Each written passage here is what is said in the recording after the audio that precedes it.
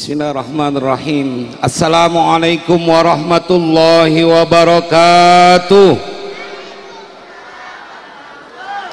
Alhamdulillahi rabbil alamin, wabihi nasta'in. Allahumma salli wa sallim ala sayyidina Muhammad wa ala ali sayyidina Muhammad.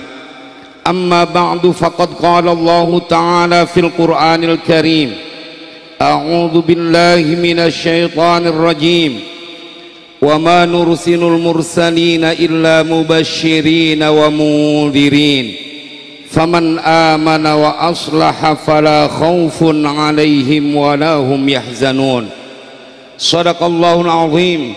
Ayyuhal jam'ul karim, para pengharap ampunan dan keridhaan dari Allah Subhanahu wa taala, para pencinta baginda Rasulullah sallallahu alaihi wasallam, yang saya nanti akan yakinkan siapapun yang berkumpul di pondok pesantren Al-Huda Al-Jamaliyah adalah orang-orang yang kelak juga akan berkumpul di surganya Allah Jalla Jalaluh.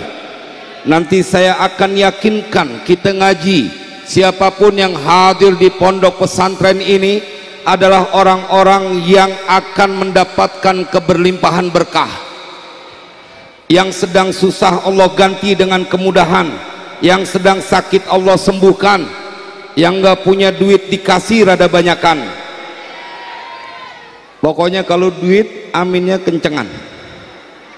Tapi memang nanti kita ngaji, ibu, saya, bapak akan penuhi ruangan ini dengan betapa cintanya baginda Rasulullah kepada umatnya. Kagak boleh mereka yang punya cinta kepada baginda Rasulullah kemudian dibiarkan hidup dalam keadaan susah, nggak boleh. Mereka adalah orang yang dijamin dunia akhirat. Shallu ala nabi. Namun sebelumnya izinkan saya menyampaikan penghormatan kepada tuan-tuan guru kita yang mulia Al-Mukarram Wal-Muhtaram Al-Habib Abu Bakar bin Sayyidil Walid Al-Habib Abdurrahman As-Segaf, Al-Habib Abdurrahman bin Ahmad As-Segaf, yang terhormat Tuan Qori kita, guru kita Kiai Haji Muhammad Z.A., dan yang terhormat Al-Mukarram Wal-Muhtaram Kiai Haji Misbah, beserta para kiai, para asatidz yang maafkan saya tidak sebutkan namanya satu persatu, insya Allah tidak mengurangi rasa hormat saya kepada beliau-beliau. Terkhusus izinkan saya menyampaikan penghormatan buat pengasuh pondok pesantren Al-Huda yang mulia Tuan Guru Kiai Haji Jundan Jamal. Semoga beliau dan semua keluarga besarnya senantiasa dalam penjagaan Allah Jalla Jalaluh.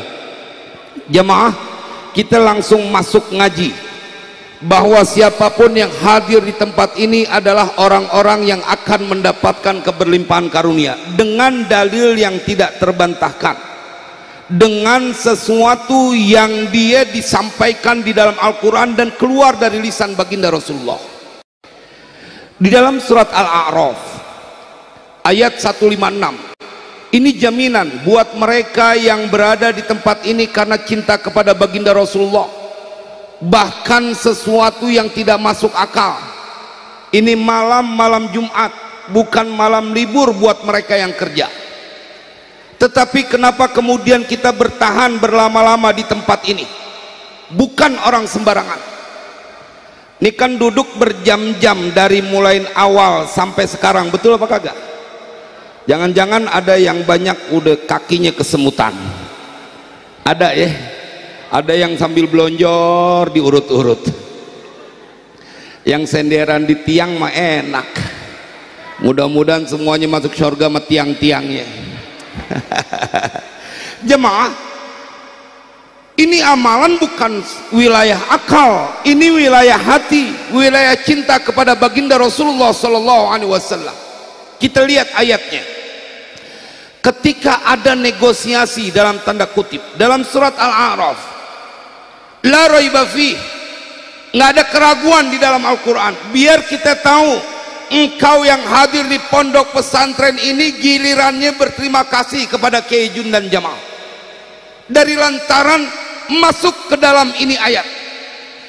Ketika orang-orang Yahudi diceritakan oleh Allah dalam Al-Quran, waktub lana fi hadhihi dunya hasanatan wa fil akhirati inna hudna ilaik. Bapak Ibu yang penasaran silahkan buka surat Al-A'raf ayat 156.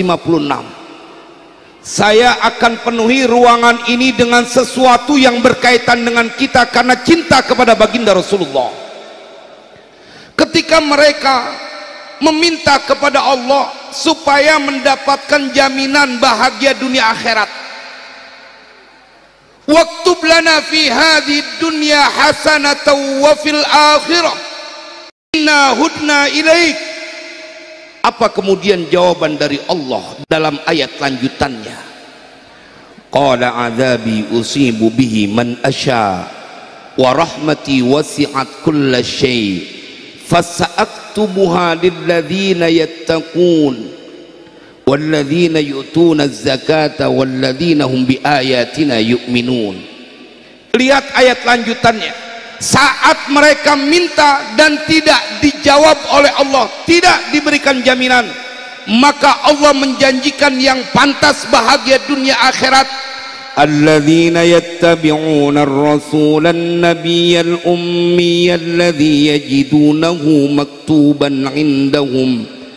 مكتوبا عندهم في التوراة والإنجيل يأمرهم بالمعروف وينهاهم عن المنكر ويحل لهم الطيبات ويحرم عليهم الخبائث ويضع عنهم إصرهم والأغلال التي كانت عليهم فالذين آمنوا به وعزروه ونصروه واتبعوا النور الذي أنزل معه أولئك هم المفلحون. Ini ayat perihal kita ibu bapak. Ini ayat perihal jamaah yang hadir di pondok pesantren Al-Huda Al-Jamaliyah.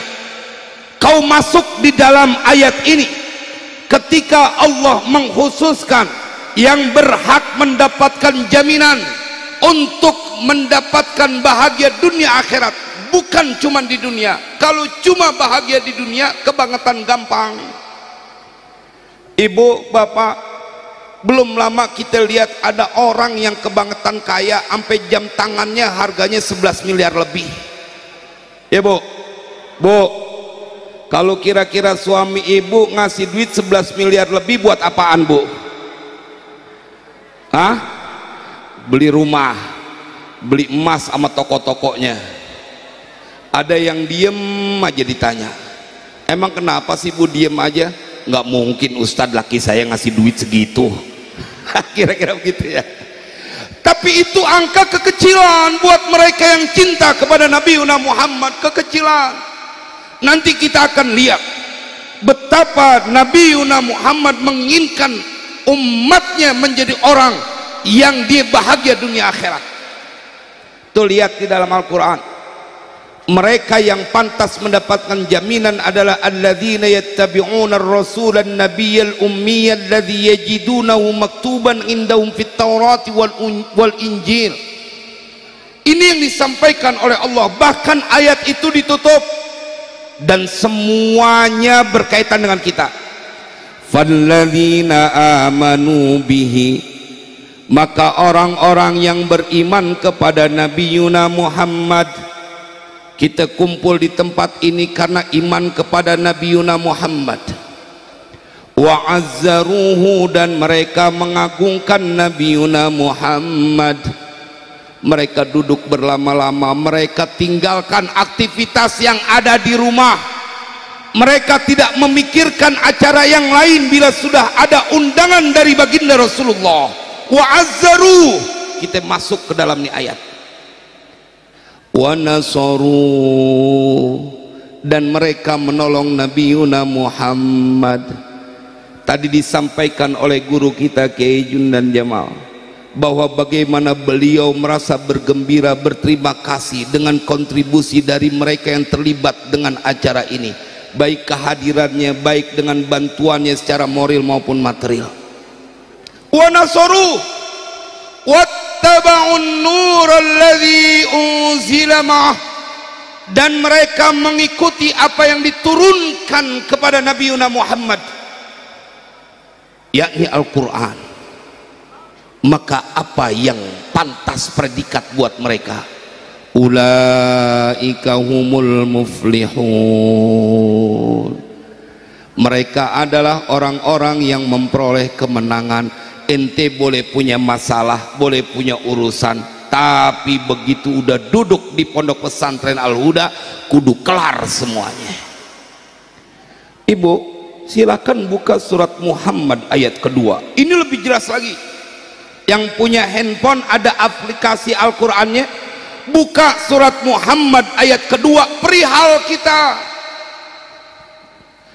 Walladzina amanu wa 'amilus solihati wa amanu bima nuzzila ala Muhammad wa amanu bima nuzzila ala Muhammadin wa huwal haqqu min rabbihim kaffara anhum sayyi'atihim wa aslaha balahum. Dua hal yang dijanjikan oleh Allah dalam surat Muhammad buat mereka yang ada di pondok pesantren Al-Huda, yang menjanjikan adalah Dia yang Maha Pencipta. Tidak ada kalimat yang paling benar melebihi Al-Quran.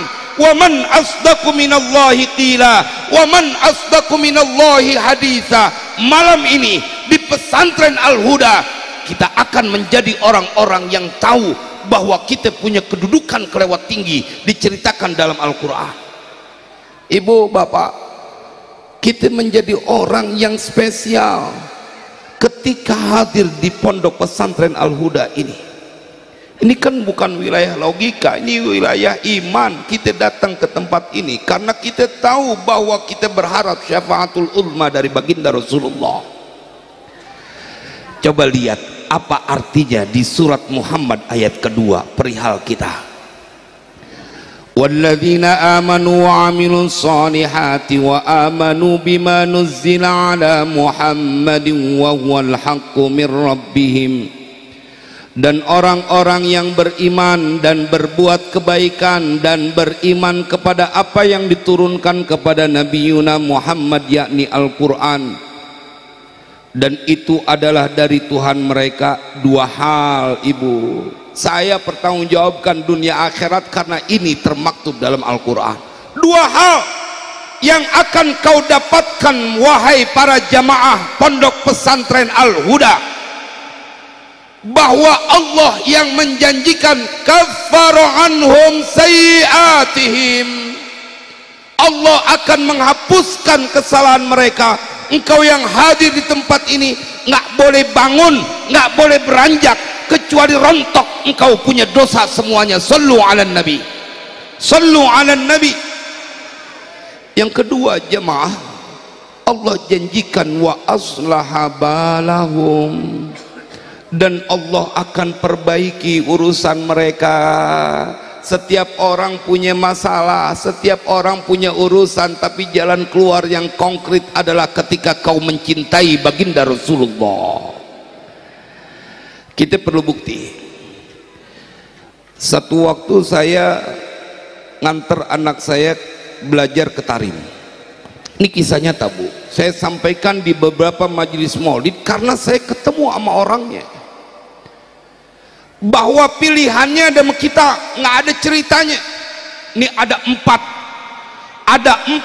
bukti yang akan kita sampaikan di tempat ini, tinggal kita mau pilih yang mana. Ente umat Nabi Muhammad nggak pantas netesin air mata buat urusan dunia, nggak pantas. Kalaupun harus ada menetes membasahi pipi karena rindumu kepada baginda Rasulullah. Saya waktu di Tarim transit di Mesir, di Kairo, ketemu dengan seorang jamaah yang dia dari Gresik. Karena kita sama-sama pakai sarung, akhirnya ngobrol. Ustadz mau kemana? Saya mau ke Tarim, saya mau nganter anak. Saya tanya sama beliau, antum mau kemana Ustadz? Mau ke Tarim juga. Saya tanya mau ngapain? Jawabannya, saya dibuat terbelalak ketika dia bilang, Ustadz, saya ke Tarim pengen beli tanah. Wah, saya orang Betawi, Pak. Orang Betawi kan rada usil. muka kayak begini pengen beli tanah. Kan kalau orang kaya mukanya kelihatan, Bu. Ya, Bu. Emangnya memedi nggak kelihatan? Oh, rupanya dia jadi orang kaya udah kelamaan. Kalau orang kaya udah kelamaan mukanya biasa-biasa aja. Kalau orang kaya baru dapat gusuran tuh baru rada petantang petenteng. Ya betul ya.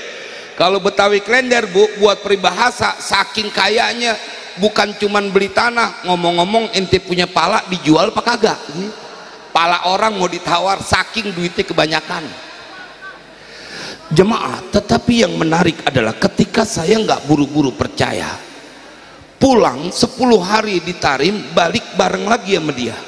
Saya tanya, antum jadi beli tanah? Belum, Ustadz, nunggu istikharah Habib Umar bin Hafiz. Ibu bapak, saya yang langsung bertemu dengan orangnya. Begitu nyebut Habib Umar bin Hafiz, saya taslim, benar nih orang duitnya banyak. Akhirnya saya penasaran, saya tanya, antum punya wiridan apaan duit sampai banyak banget? Ini kan lagi nungguin semuanya nih, serius. Emang kalau urusan duit begitu dah. Jemaah, biar kita tahu bahwa jalan keluarnya kelewat encer. Kau tidak boleh menjadi orang yang putus asa. Suamimu boleh jadi tidak bekerja, boleh jadi gajiannya kecil dan tidak mencukupi, boleh jadi bukan pegawai negeri, boleh jadi kau tidak kenal dengan pejabat. Tapi malam ini Kiai Jundan Jamal mengajak kepada kita untuk sebuah optimis yang tidak bisa tertandingi dengan apapun, karena kau punya cinta kepada Nabi Yuna Muhammad. Saya tanya, Bu, wiridannya apaan? Ustadz, saya nggak kuat baca Al-Quran banyak, saya nggak kuat puasa sunnah, saya nggak kuat sholat malam. Tapi satu amalan yang tidak pernah saya tinggal, setiap jam 12 malam sampai subuh saya kudu punya waktu buat baca sholawat 1000 kali kepada Kanjeng Nabi. Kira-kira 1000 banyak apa kagak, Bu? Mending sholawatnya yang panjang, sholawat Jibril, Bu. Sallallahu ala, yang kencang, sallallahu alaihi, sallallahu ala, sallallahu alaihi. Ya mah itu doang. Cuman nadanya nggak begitu. Kalau nadanya begitu baca tengah malam kelar zohor. Sallallahu ala Muhammad sallallahu alaihi wasallam, sallallahu ala Muhammad sallallahu alaihi wasallam. Dia bilang, ya Ustadz, itu doang amalan saya. Saya punya pesantren di Gresik, dibeliin tanahnya, dibangunin pesantrennya, sampai saya harus beli tanah di Tarim karena saya lulusan Ahqaf. Saya pengen semua santri setelah dari Gresik belajar ke Tarim, dan itu teman-teman saya yang akan ngelola. Dia bilang nggak ada yang dia keluarin tuh harta kecuali keberkahan dari bacaan sholawat. Sallu ala Nabi. Ini mah kekecilan, Bu, kurang ekstrim. Ada satu kitab namanya Sabilul Hidayati war Rasyad. Ini kedua, nanti tinggal ibu pilih maunya yang mana.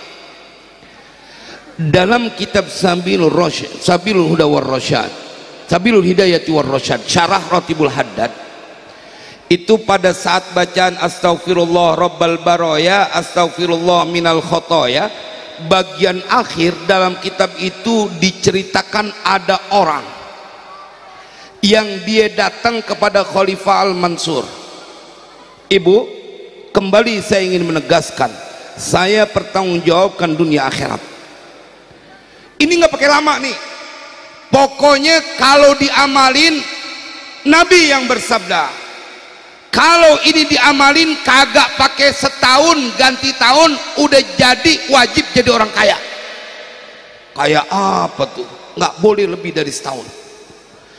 Ketika ada orang yang datang dalam kesusahan, kemudian kata ini Khalifah Al-Mansur, aku tidak memberimu harta, tapi aku berikan sebuah hadis yang aku dapat dari ayahku, ayahku dapat dari kakekku, kakekku dapat dari ayah dari kakeknya. Jemaah sampai kepada Ibnu Abbas. Apa yang disampaikan? Siapa orang yang beristighfar setahun, man istaghfara sanatan, 1 tahun istighfar, fi kulli yaum alfa marrah, sehari 1000 kali, maka lam tanqadi as-sanatu hatta yastaghniya. Tidak boleh berganti tahun sehingga itu orang yang baca kudu jadi orang kaya. Jemaah, ini waktunya nggak boleh lebih dari setahun. Kalau ada orang yang bilang, Ustadz 1 tahun kelamaan, ente tanya kepada mereka yang kerja, kudu nunggu 4 tahun biar naik golongan.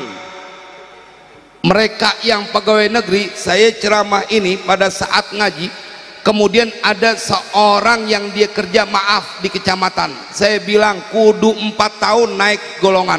Bener Ustadz, paling kalau udah naik golongan gajinya naik 500.000. Dia nyaut, enggak Ustadz, enggak 500.000, cuma naik 200.000. Itu 4 tahun ya akhi, kudu dari pagi sampai sore, dari pagi sampai sore diomelin, kalau salah ditegor. Nabi SAW, ini rumusan kedua, siapa orang yang baca istighfar setahun, setiap hari 1000 kali, nggak boleh dia berganti tahun kecuali dia kudu jadi orang kaya. Mana ada pemimpin seperti baginda Rasulullah? Gak ada, gak ada. Yang ada kita dimintain pajak melulu. Tapi baginda Rasulullah SAW ingin memanjakan umatnya. Kita buka kitab As-Salatu 'alan Nabi, ini pilihan ketiga. Jadi saya ingin begitu kita pulang dari pondok pesantren Al-Huda, karena cinta kita kepada baginda Rasulullah, kita kenal bahwa kita sangat diperhatikan oleh baginda Rasulullah. Jangan cuman kerjaannya dengki bermusuhan sama saudara, gara-gara urusan rupiah kagak tegoran sampai 3 lebaran. Kan urusan dunia bu. Ente tahu nggak yang ente musuhin tuh umat Nabi Muhammad. Ente bermusuhan sama saudara sama tetangga, itu umatnya Nabi Muhammad. Ente mau jawab apa nanti di yaumil qiyamah saat Nabi bertanya, kenapa ente musuhin umat Nabi Muhammad? Jemaah sekalian berbahagia, ada satu kitab namanya As-Salatu 'alan Nabi, ahkamuha wa fawaiduha wa fadailuha. Ini lebih encer lagi nih jemaah. Ini terjadi di masa baginda Rasulullah, karya Tuan Syekh Abdullah Sirajuddin Al-Husaini. Beliau seorang wali yang terkemuka, sampai beliau saking cintanya sama Nabi ngarang kitab judulnya Sayyiduna Muhammadur Rasulullah. Testimoni dari ini kitab, siapa yang baca dan menghatamkannya bukan hanya bertambah cinta kepada baginda Rasulullah, tapi dapat bonus ngimpi ketemu baginda Rasulullah. Kayak apa nih kedudukan kitabnya? Di dalam kitab itu diceritakan ada seorang lelaki yang datang kepada Nabi mengeluhkan kesusahannya. Ja'a rajulun ila Nabi sallallahu alaihi wasallam fasyaka ilaihi al-faqra wa dhiqal 'aishi wal ma'ashi. Datang seorang lelaki kepada Nabi. Ini buat bapak ibu yang ada di luar yang lagi ngeliat di layar. Ini malam kudu berhenti kita berkeluh kesah, tinggal kita mau ambil pilihan. Nggak, umat Nabi Muhammad buat akhirat aja nggak dikasih susah, apalagi cuman dunia yang sebentaran. Ente kira duduk berjam-jam di pondok pesantren Al-Huda mendengarkan ayat Al-Quran, bersolawat dibiarkan begitu saja? Nggak boleh ya akhi, ini amalan orang-orang istimewa. Datang dia kepada Nabi bercerita tentang dirinya yang fakir. Kan kalau fakir itu di bawah miskin bapak. Kalau orang miskin dia punya kerjaan cuman kagak kecukupan itu gajinya, itu orang miskin. Tapi orang fakir, kalau kata orang Betawi Klender, nggak punya kemonesan, nggak punya kerjaan, susah di atas susah. Jemaah datang ke Nabi, soan kepada baginda Rasulullah. Makanya bapak ibu yang anaknya ditaruh di pondok pesantren ini sebenarnya sedang membuat cerita bahagia buat anak-anaknya dunia akhirat. Saya bu, anak saya wajibin ke pondok pesantren. Walaupun saya punya pesantren, saya wajibin untuk keluar belajar, karena saya tahu di pesantren kau akan mendapatkan jaminan bahwa engkau bukan hanya jadi orang yang sukses di dunia, tapi juga nanti sukses di yaumil qiyamah. Bu, negeri kita tuh belum pernah ada bikin undang-undang siapa saja mereka yang sampai S3 kemudian hidupnya dijamin sama negara. Nggak ada. Padahal duit ngeluarin banyak banget. Tapi kalau di pesantren, dia bukan cuman urusan dunia, pasti diingetin sama guru-gurunya.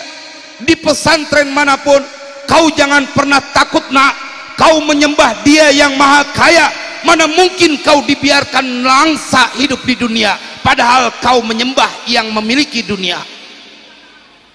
Makanya kalau ada orang yang katanya sayang sama anak kemudian nggak ditaruh di pondok pesantren, sesungguhnya dia sedang menjerumuskan anaknya dalam kepanikan urusan dunia.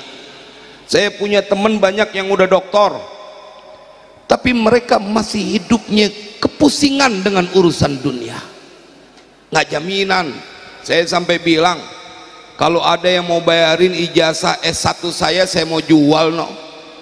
Saking kita kepake dari pesantren kita berkahnya. Jemaah, ini datang seorang laki-laki kepada Nabi bercerita tentang kesulitan hidupnya mencari mata pekerjaan, pencarian.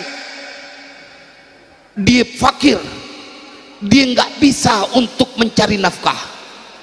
Coba lihat apa kemudian jalan keluar dari Nabi SAW. Ini yang ketiga ibu, sabda Nabi, idza dakhalta manzilaka fasallim in kana fihi ahadun wa illam yakun fihi ahadun.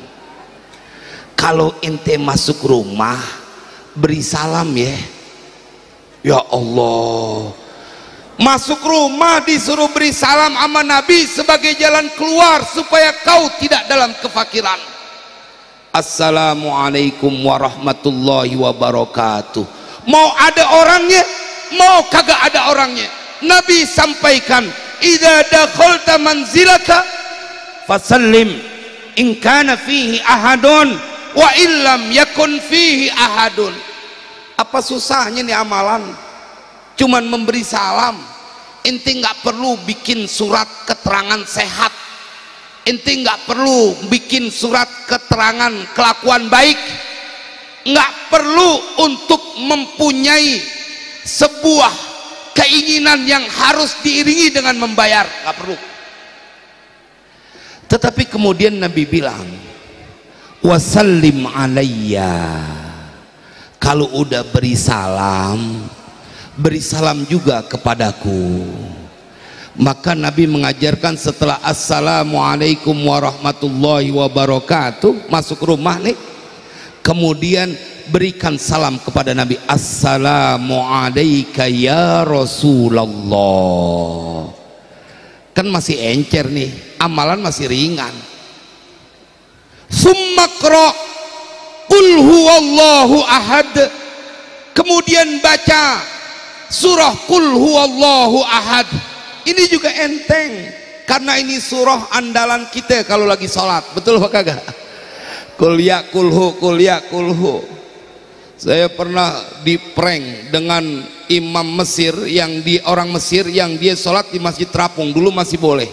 Saya sholat maghrib di situ, suaranya enak betul. Begitu baca surah setelah Fatihah baca kulhu dibagi dua pak. Rokaat pertama 2 ayat, rokaat kedua 2 ayat. Ente jangan tanya hukumnya, cuman yang ente perlu tanya segitu pegel baca Al-Quran sampai kulhu dibagi 2. dengar ceramah begini jangan kemudian ntar dipraktekin, ibu bilang udah pak kulhunya bagi dua aja, jangan begitu. Jemaah disuruh beri salam kepada baginda Rasulullah, kemudian baca kulhu, itu doang amalannya. Beri salam kalau pulang, kemudian salam kepada baginda Rasulullah, begitu di dalam baca kulhu. Ente boleh sekali, boleh 3 kali, pokoknya ini amalan kelewat enteng. Fafa'ala dzalika, maka kemudian pemuda itu mengamalkan apa yang disampaikan oleh Nabi. Kalau pulang dia beri salam kepada baginda Rasulullah. Ini kan amalan ringan pak, tapi kalau nggak tahu ilmunya jarang yang pulang masuk ke rumah beri salam, jarang. Kadang-kadang salamnya di ini lagi dicepetin, salamnya orang Betawi, assalamualaikum, assalamualaikum, padahal harusnya assalamualaikum warahmatullahi wabarakatuh, assalamu alayka ya Rasulullah, masuk baca kulhu. Jemaah, saya ingin menyampaikan sesuatu yang disampaikan oleh Nabi. Kalau engkau tidak yakin kepada apa yang disampaikan oleh Nabi, maka jangan-jangan kau curiga dengan kebenaran baginda Rasulullah. Padahal siapa orang sih yang nggak kepengen kaya? Dikerjain. Saya punya temen sampai nanya, Ustadz boleh nggak kita udah masuk beri salam, kemudian salam ke Nabi, baca kulhu, kita keluar lagi, kita masuk lagi beri salam, salam ke Nabi lagi, baca kulhu lagi, kita keluar lagi. Emang kenapa? Biar cepet jadi orang kayanya Ustadz. Jadi keluar masuk. Saking dia yakin dengan apa yang diajarkan oleh Nabi. Ente lagi punya banyak urusan, nggak ketemu jalan keluar, dinasehatin sama Nabi pakai kagak percaya, kan kebangetan. Kerjaan kagak, dikasih jalan keluar sama Nabi lagi curiga, kebangetan. Ini pemuda datang kepada baginda Rasulullah, fafa'ala dzalika, maka dia melakukan apa yang disampaikan oleh Nabi. Lihat apa yang termaktub dalam kitab itu yang terjadi di masa baginda Rasulullah tentang seorang yang dalam keadaan fakir, nggak bisa ngapa-ngapain, tapi dia mengamalkan apa yang disampaikan oleh baginda Rasulullah. Fa'adarrallahu rizqahu hatta afadha ala jiranihi wa qarabati. Begitu dia amalin, maka kemudian Allah memberikan berlimpah-limpah rizki kepada orang itu. Bapak, Ibu, emangnya siapa yang bikin kita kaya, yang bikin kita senang, yang bikin kita susah, yang bikin kita menangis? Semua dalam ketentuan Allah. Malam ini kita harus berubah. Jangan kau menjadi orang yang gampang putus asa dan menyerah bila ada cinta di dalam dada kepada manusia yang diistimewakan oleh semesta. Dikerjain, dia berlimpah-limpah hartanya, kemudian dia berikan kepada tetangganya saking banyaknya, kemudian dia berikan kepada kerabatnya. Kira-kira kalau punya tetangga kayak begini girang apa kagak, Bu? Jemaah, punya tetangga yang suka memberi, kau berbahagia. Malam ini kau diajarkan untuk menjadi orang yang menjadi berlimpah dalam urusan karunia, berbagi kepada orang yang lainnya.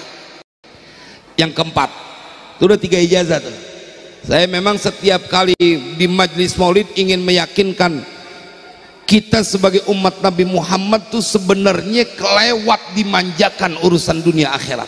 Yang keempat, Bu, ini merujuk dalam kitab Ihya Ulumuddin.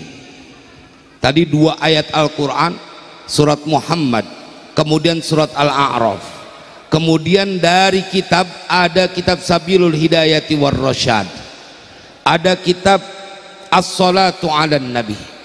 Kemudian yang ketiga nih Ihya Ulumuddin, Imam Ghazali. Di masa Rasulullah ada seorang lelaki tua yang namanya Qabisah bin Mukharik. Bagi yang penasaran, ini kisah ada dalam kitab, dalam bab Kitabul Azkar wa Da'awat, dalam kitab Ihya, masih jilid 1. datang kepada Nabi. Ini orang tua susah, dia punya anak banyak, kalau mau makan minta sama Nabi. Tapi begitu Nabi menyaksikan ini orang kebangetan susah, Nabi kemudian memberikan sebuah amalan. Ini enceran lagi, gampang banget.